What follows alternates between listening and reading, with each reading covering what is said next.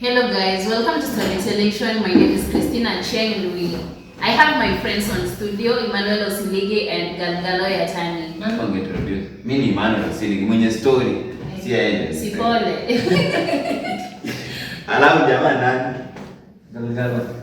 So guys, niko na story. Mimi ndio nilikuwa nimesema mwenye story. So ya kwanza ni unakuwa venye watu wana heartbreaking wengine, like unakuja na uko na talent ya kuimba kama mimi niko na talent ya kutingisha mapua.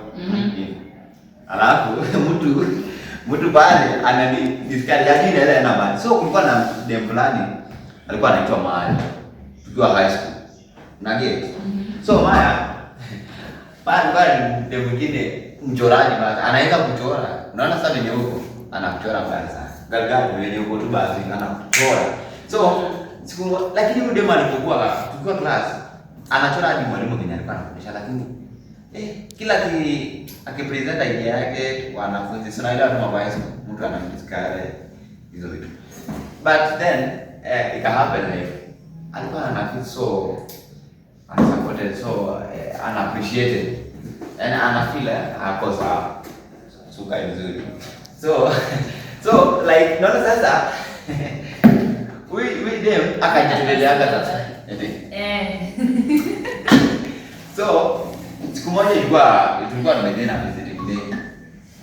So unajua venye sasa visiting day tulikuwa na not visiting day, nilikaa hivi tulikuwa na prayers ndani, mock exam tulikuwa na ombea. So mlikuwa na visiting day short. Yeah, hiyo sasa. So kulikuwa na huko politician alikujaga. Anajitaka huyu nani gavana wa Kajiado anaitwa Ole Lenku. Usikii dema alimchora Ole Lenku penye hapo. Unaona penye hapo? Akamchora. Alafu hiyo siku akasema niko na present kwa nani? Hata hakuna mtu alikuwa ana expect. Unaona? So hakuwa na mtu alikuwa ana expect.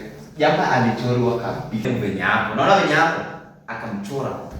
Alafu hiyo siku akasema niko na present kwa nani? Hata hakuna mtu alikuwa ana expect apatia hiyo project yake venye alichora. Ndiye mwenye tulikuwa tumemdharau. Unajua sasa hapo hapo county Anafanya nini? Anafanya nini county? Sijui ni kama ameenda kuchora wale lengo kwa ofisi hapa nani. Na kwambia dem sasa hivi milionea. Hatumuoni. Wale walimulikuwa na wana nani sasa wanamwambia ngatu keep going. Lakini there before ilikuwa ni majabu. So ungependa kuambia nini wasikilizaji wetu kuhusu by the way story ya Lona? Si Lona. Kwani uko na kaa? Ni Maya. So, mimi napenda kuambia wazee. Naona like Maya kwa example mzuri kama Maya. La, naona wazazi. Juu by the way mama yake alikuwa anappreciate sana, anampatia company, anamappreciate like hivyo. So alikuwa anamwencourage. Exactly, encourage. So like na mimi naambia wazee usidharau mtu na mimi sasa nilikuwa joka. I think ndio maana nikakaa jana. So unaona Maya sasa mimi hata sijui kama ile gari anaendesha. Kwani mtauza mashamba hata mbaya. Shai ni na Maya tangu mmalize high school. Wapi? Kwani sisi pita na unajua nini?